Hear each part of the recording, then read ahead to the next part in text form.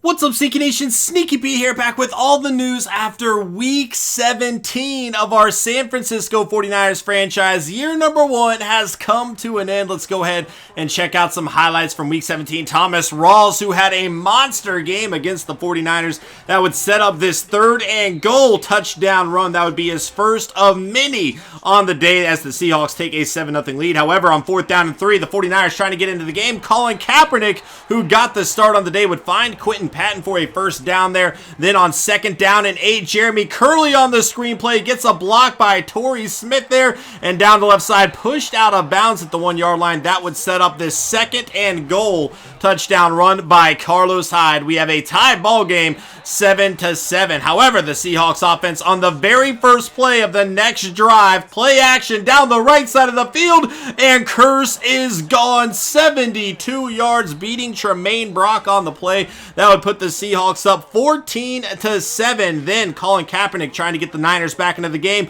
overthrowing Quentin Patton, and Steven Terrell is there for the interception. Not a good throw by Kaepernick on the play as the Seahawks take back over 1st down and 10 down the left side. It worked on the right side. Jimmy Graham would make it work on the left down to the 31-yard line. Then on 2nd down and 5, Russell Wilson showing that he can run the ball, which we all knew already, down to about the 15-yard line. On 2nd down and 8, Thomas Rawls untouched into the end zone for the 2nd time of the day. That would put the Seahawks up 21-7. Then they'd get the ball back again, and Curse once again making another big play down to the 31-yard line. That would set up this field goal as the Seahawks go up 24-7 over the 49ers. However, the 49ers are not done yet. 4th down and 3, Jeremy Curley keeping the drive alive, under 2 minutes to go here before halftime. 49ers trying to make something happen on 2nd down and 10. Torrey Smith down to the 5-yard line.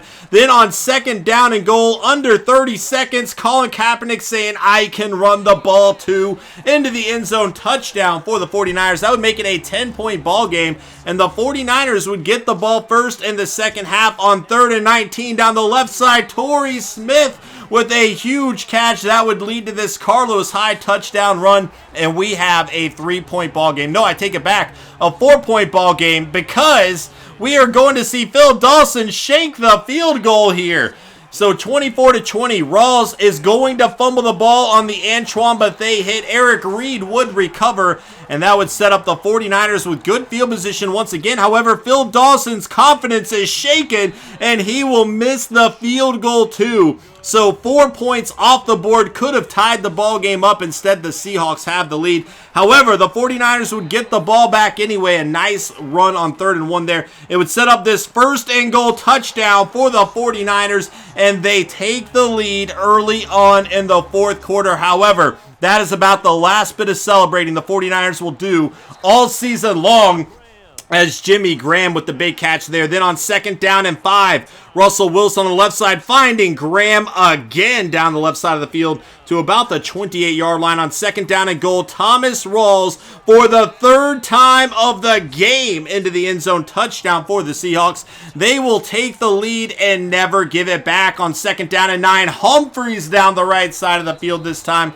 as the Seahawks are looking to make it a 2-possession game. And then Procise breaking some tackles into the end zone, touchdown for the Seahawks. However, they still were not done yet. Thomas Rawls with about a minute to go, breaking some tackles, and the Seahawks would score 45 points against the 49ers defense to get the victory. The Seahawks improve to 9-7 on the year, the 49ers falling to 6-10. We do have a few press questions of the day. The first one coming by Eli Treadway. From last year to this year, you have removed the fullback position from the roster. Is this a permanent change or just temporary? Well, I think it depends. I would love to add a fullback back to the roster. However, we need to make sure there's one available that we like. If we see a guy in free agency that we think could help us, we're certainly open to adding him depending on what he's looking for.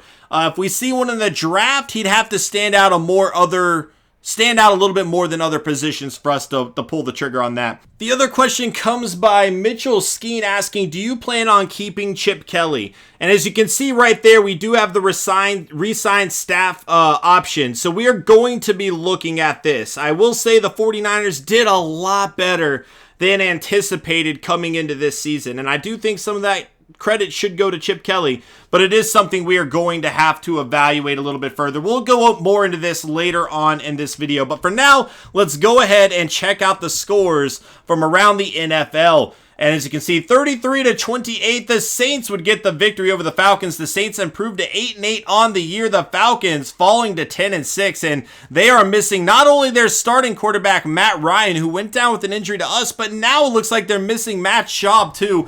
That could sink their playoff hopes. Now, the Falcons are in the playoffs, but what I mean is they could get an early loss here. And, after having a great season, they were 10-4 up until the injury of Matt Ryan. That would be very disappointing to go out because they lost their quarterback like that, but it's something that they might see happen. We'll have to wait and see. 40-21, the Bengals get the victory over the Ravens here. The Bengals improved to 9-6-1. The Ravens falling to 3-13 on the year. Both Jeremy Hill and Giovanni Bernard each getting 2 touchdowns in today's game. Another great game by AJ Green, going over 100 yards as well. CJ Mosley has been phenomenal all season long. He had 10 tackles on the day. 2.5 sacks by Dunlap there as well. Interceptions, 1 by Eric Weddle. And then let's go, he forced a fumble as well. Riley would be the only one to recover the fumble, though. 23-13, the Giants with the victory over the Redskins. The Giants improved to 9-6-1. The Redskins fall to 7-9 on the season. Victor Cruz, 9 catches, 99 yards for him. Odell Beckham Jr. had a touchdown as well for the Giants. Defensively, Josh Norman leading the way with 13 solo tackles. Anytime a corner has that many solo tackles, they are often giving up a lot of catches, and I wonder if that's what happened in today's game.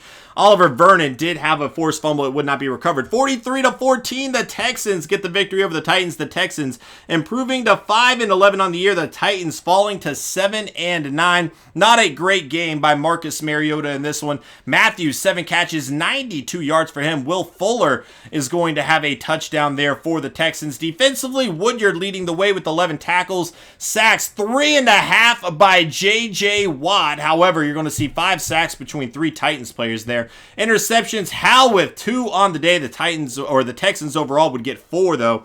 And then Wilfork would force and recover a fumble. The Panthers with the victory, 31-28 over the Buccaneers. The Panthers improved to 9-7 on the year. The Bucs fall to 7-9. Jonathan Stewart did run for a touchdown, 5.5 yards a carry for him. Vincent Jackson, 3 touchdowns on the day. It was not enough for the Bucs to get the victory, but an impressive performance nonetheless. Quan Alexander would lead the way with 9 tackles on the day. 2.5 sacks by Johnson, 2 by Ely. And Ely has had a monster season as well for this Panthers defense. Luke Kuechly with the only interception of the day. Fumbles forced, we are going to have 2 by Chris Conte. He would recover 1 by Butler. It would not be recovered. 24-21, the Lions with the victory over the Packers. The Lions win the division, improving to 12-4 on the year. The Packers falling to 10-6 on the season. And interesting performance. Look at this. Aaron Rodgers, 3 carries, 114 yards, and 2 touchdowns on the ground.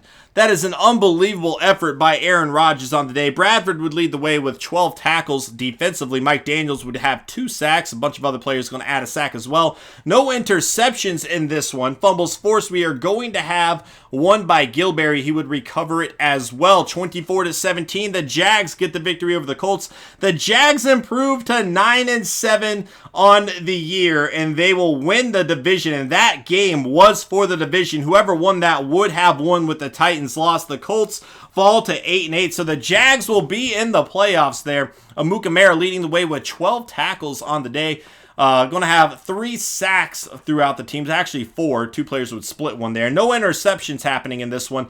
Fumbles forced, 1 by Allen. It would not be recovered. 22-20, the Patriots would get the victory over the Dolphins. The Patriots improve to 10-5-1. The Dolphins fall to 4-12 on the season. We do still have to keep an eye on this division, though, because if the Bills get the victory, they would win the division. If they get the loss, the Patriots would win the division. Going to be very interesting to see how that unfolds as we go down, checking out all the defensive stats here. Interceptions, Jones and Maxwell making the plays on the day.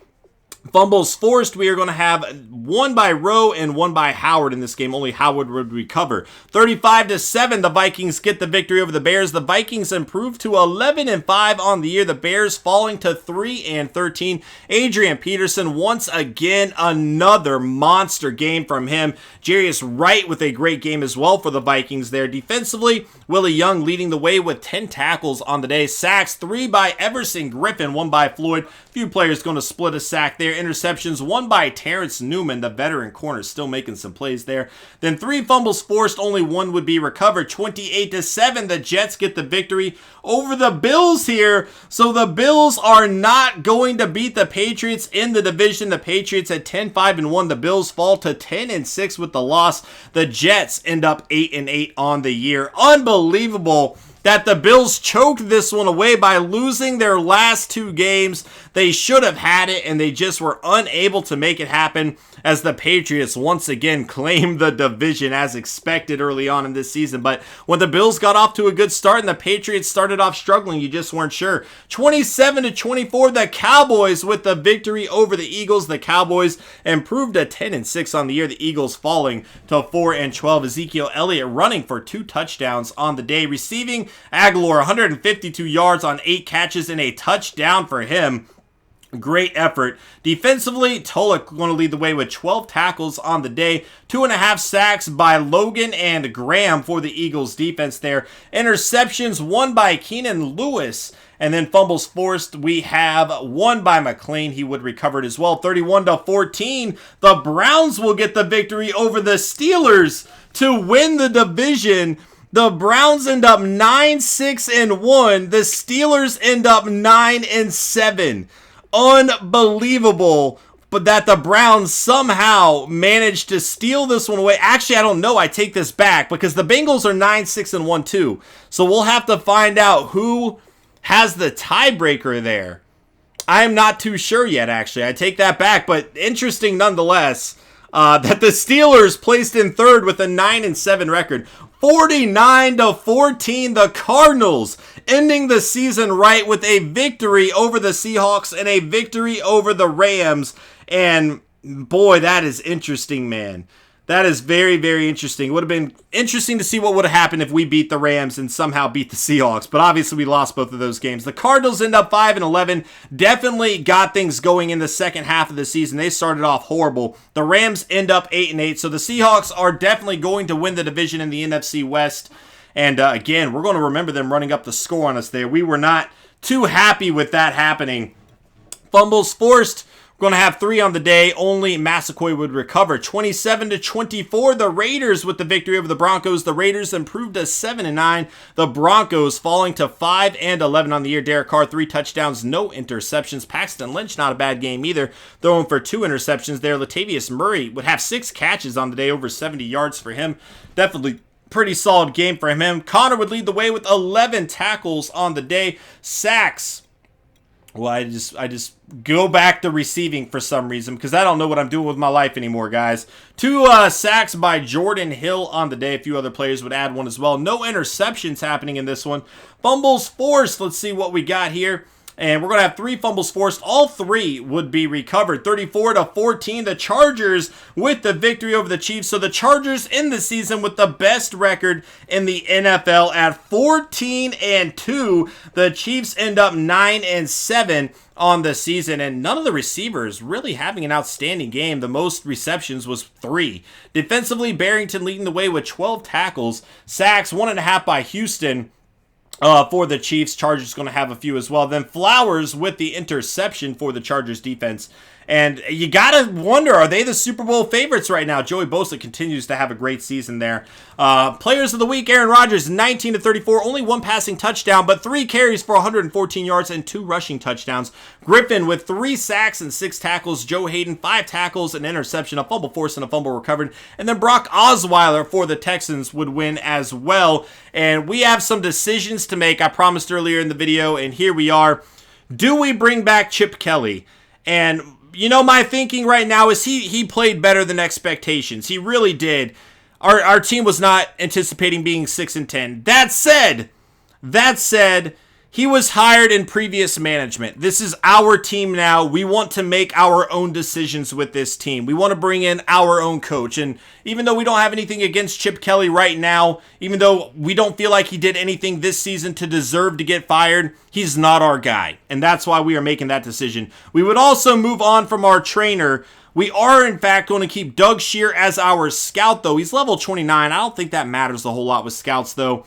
But we do need to improve our linebacking core, so the fact that he is a good scout for that bodes well. Now, next video, we are going to be going through all the stats. Be sure to tune in for that, guys, because we definitely want to see everything happening around the NFL, all the awards and stuff like that. Then after that, we will have a video with the playoffs. Then we are going to be doing 2 streams. One stream is going to be all of the scouting. So if you guys want to have a say in who we take in the draft, be sure to tune in for that, because we are going to go through all the players and find out the guys that we need to target. The day after that, we are going to be doing our off-season stream. I will be keeping y'all more involved with posting other videos and reminders and stuff, but if you guys would like to affect the way this series turns out, come to the off-season, because you guys are going to help me make some decisions. It will be live on Twitch. The link is down below. Thank you guys so much for watching this season, and I will see you guys next time. Later.